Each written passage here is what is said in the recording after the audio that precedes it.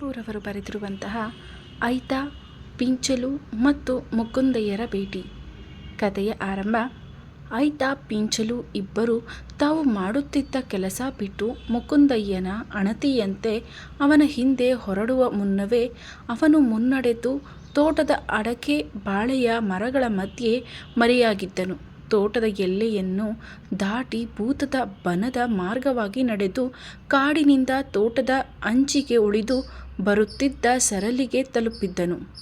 ದೊಡ್ಡ ಸಣ್ಣ ಉಂಡೆಕಲ್ಲು ಮತ್ತು ಬಂಡೆಗಳ ನಡುವೆ ಅಲ್ಲಲ್ಲಿ ನಿಂತು ನಿಂತು ಹಿಂದಿನ ದಿನದ ಸಂಜೆಯ ಮಳೆಯ ದೆಸೆಯಿಂದ ಮೆಲ್ಲಗೆ ಜುಳುಜುಳು ಮರ್ಮರದಿಂದ ಹರಿಯುತ್ತಿದ್ದ ಬೇಸಗೆಯ ನೀರು ಮರಗಳ ನೆರಳಲ್ಲಿ ಬಿಸಿಲನ್ನೇ ಕಾಣದೆ ಕಾಲಿಟ್ಟರೆ ಚಳಿಯಾಗುವಂತೆ ತಣ್ಣಗೆ ಹರಿಯುತ್ತಿತ್ತು.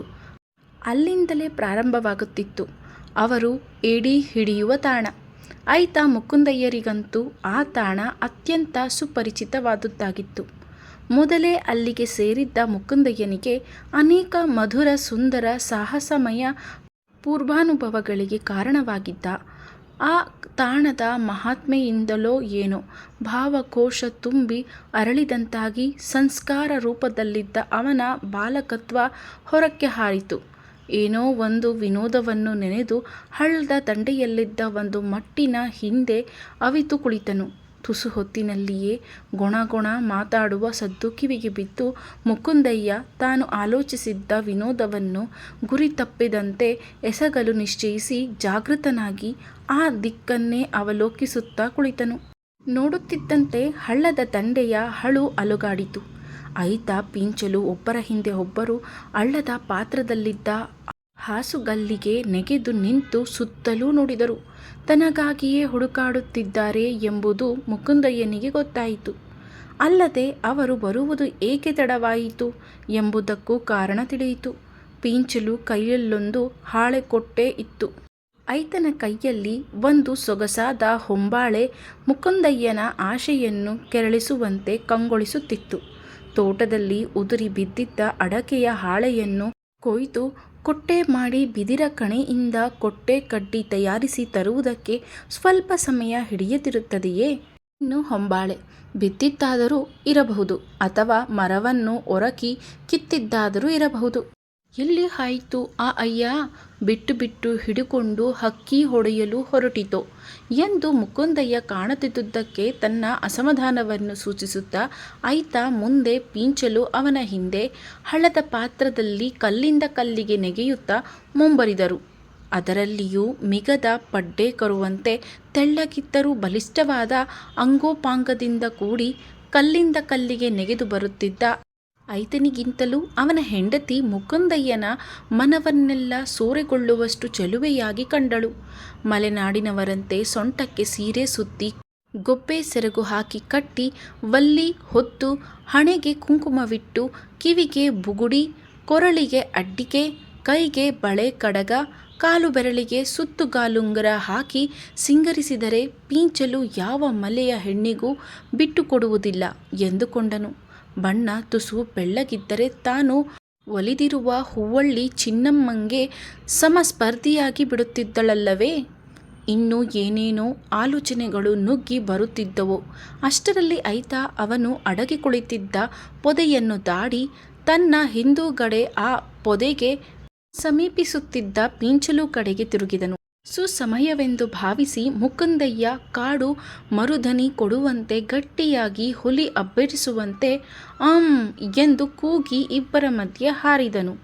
ಅಯ್ಯಪ್ಪೋ ಎಂದು ಚೀರಿಬಿಟ್ಟಳು ಪಿಂಚಲು.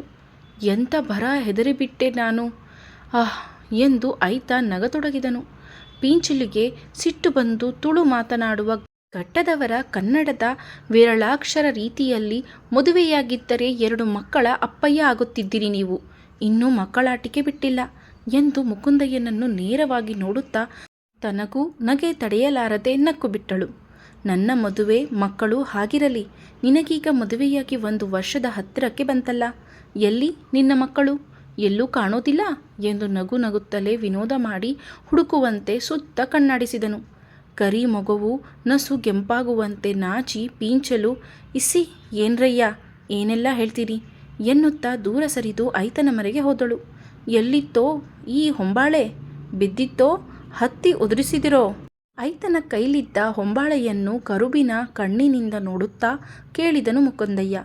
ಬಿದ್ದಿತ್ತು, ಉತ್ತರಿಸಿದ ಐತನ ಮುಖದ ನಗೆಯ ಭಂಗಿಯನ್ನು ನೋಡಿ ಮುಕುಂದಯ್ಯ ಸುಳ್ಳೋ ಬದ್ದೋ ನಿಜ ಹೇಳಿ ಎಂದನು.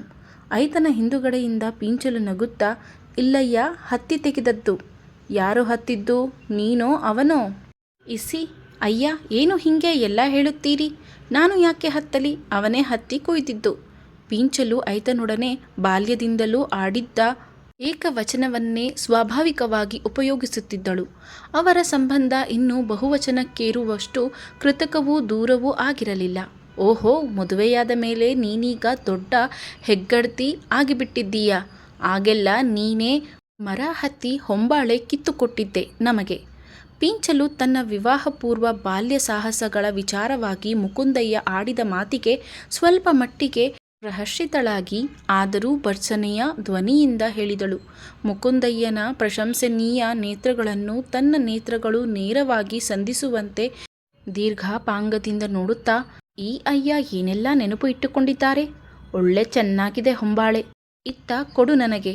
ಇವತ್ತು ಅವ್ವನ ಹತ್ರ ನನಗೆ ಒಳ್ಳೆ ಹಾಕಬ್ಯಾಡ ಅಂತ ಹೇಳ್ತೀನಿ. ಇದರಲ್ಲೇ ಉಣ್ತೀನಿ ಎಂದು ಮುಕುಂದಯ್ಯ ಕೈ ನೀಡಿದನು. ಐತ ಅದನ್ನು ಅವನು ಮುಟ್ಟದಂತೆ ಸ್ವಲ್ಪ ಹಿಂದಕ್ಕೆ ಎಳೆದುಕೊಂಡು, ಬ್ಯಾಡ ಅಯ್ಯ, ಇವಳು ಮುಟ್ಟಿಬಿಟ್ಟಿದ್ದಾಳೆ ಎಂದನು. ಮುಟ್ಟಿದರೆ ಏನಾಯ್ತೋ ಕೊಡೋ. ತಾನು ಕೇಳಿದುದು ಅರ್ಥವಾಗದಿದ್ದ ತನ್ನ ಹುಡುಗ ಒಡೆಯನ ದಾಂಪತ್ಯಾನುಭವವಿಲ್ಲದ ಅಜ್ಞಾನಕ್ಕೆ ನಸು ಕಿನಿಸಿದಂತೆ, ಅರ್ಥಾತ್ ಕೋಪಗೊಂಡಂತೆ, ನಿಮಗೆ ಅದೆಲ್ಲ ಗೊತ್ತಾಗೋದಿಲ್ಲ ಅಯ್ಯ ಎಂದ. ಐತ ಹೊಂಬಾಳೆಯನ್ನು ಪೀಂಚಲು ಕೈಗೆ ಕೊಟ್ಟು ಹೆಗಲ ಕಂಬಳಿಯನ್ನು ಹಳ್ಳದ ದಂಡೆಗೆ ಎಸೆದು ಕಪ್ಪೆ ಹಿಡಿಯಲು ಹಳ್ಳದ ಬಂಡೆಸಂದಿಯ ನಡುವೆ ನಿಂತಿದ್ದ ನೀರಿಗೆ ಬಾಗಿದನು. ತುಸು ತೇಜೋಭಂಗವಾದಂತೆ ಮುಖಮ್ಲಾನನಾಗಿ ನಿಂತಿದ್ದ ಮುಕುಂದಯ್ಯನನ್ನು ಕಿರುನಗೆ ಏರಿಸಿ ನಸು ನಿಟ್ಟಿಸಿ ತನ್ನ ಗಂಡನ ಮಾತನ್ನು ಸಂಪೂರ್ಣವಾಗಿ ಸಮರ್ಥಿಸುವ ಟಿವಿಯಿಂದ ಪೀಂಚಲು ಹೊಂಬಾಳೆಯನ್ನು ಹಾಳೆಕೊಟ್ಟೆಯನ್ನು ಐತನ ಕಂಬಳಿಯ ಪಕ್ಕದಲ್ಲಿ ದಡದ ಮೇಲಿಟ್ಟು ಕಪ್ಪೆ ಹಿಡಿಯಲು ಪ್ರಯತ್ನಿಸುತ್ತಿದ್ದ ತನ್ನ ಗಂಡನೆಡೆಗೆ ಹೋದಳು.